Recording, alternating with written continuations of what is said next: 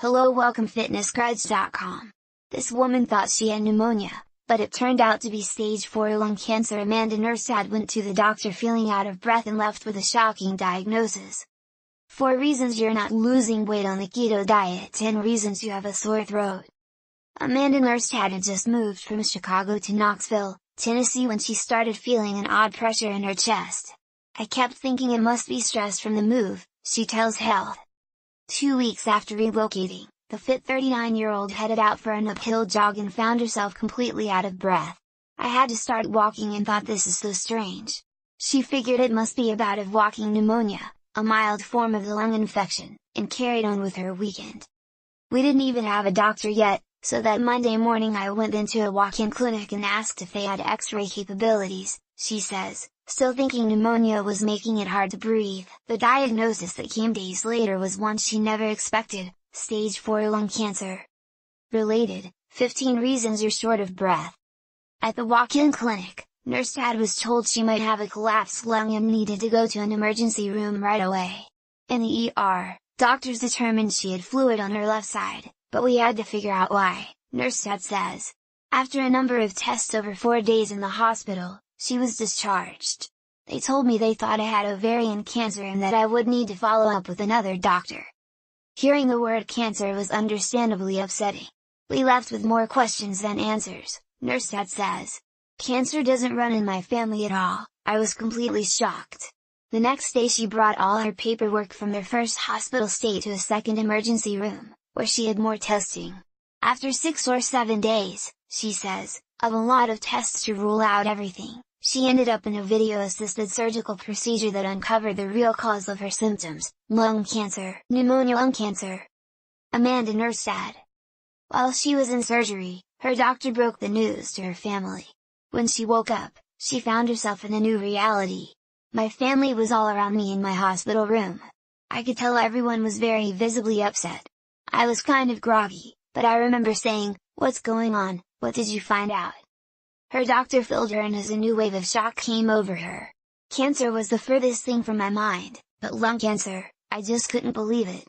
She was only 39, she wasn't a smoker, she ate healthy, ran, and did yoga. Even worse were those ominous words, stage 4. I was very concerned with my time left. Related, 7 causes of lung cancer in non-smokers. She wasn't supposed to have much of it, anywhere from 2 weeks to 9 months, according to her surgeon. But a hunch from her oncologist changed everything. He wanted to run genetic testing, something he felt could be a game changer, Nerstad remembers. It would take 10 to 14 days to get the results back, he warned her, which could possibly be all she had left to live, she recalled her surgeon telling her. But it could shift her treatment plan and prognosis entirely. So she went for it. It was the longest 10 to 14 days waiting for this genetic testing and still not really understanding all of it, Nerstad says. When her doctor finally called, it was with good news, at least in terms of a stage 4 lung cancer diagnosis. She had a type of lung cancer called ALK positive, which is caused by a specific genetic mutation that could be treated with targeted therapy instead of traditional chemo. She started a personalized treatment plan taking alectinib, a twice-daily oral targeted therapy that prevents the cancer from spreading.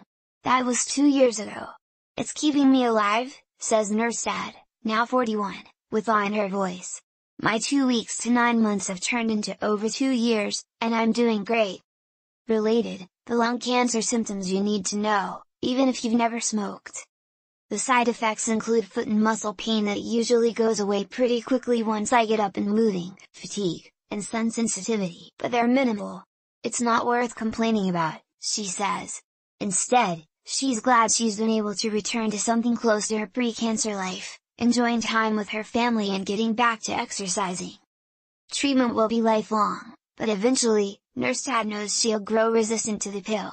People with ALK-positive lung cancer almost always develop resistance to treatment. A 2018 article in Current Oncology described this unfortunate side effect as an inevitable development. The reason why isn't totally understood, but it's thought resistance could be fueled by a strengthening of the existing genetic mutation or additional mutations.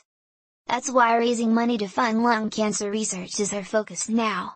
It's so important to continue research and funding for more targeted therapy pills so there will be more options when I gain resistance, Nurstad says. Her daughters have taken up the charge alongside her.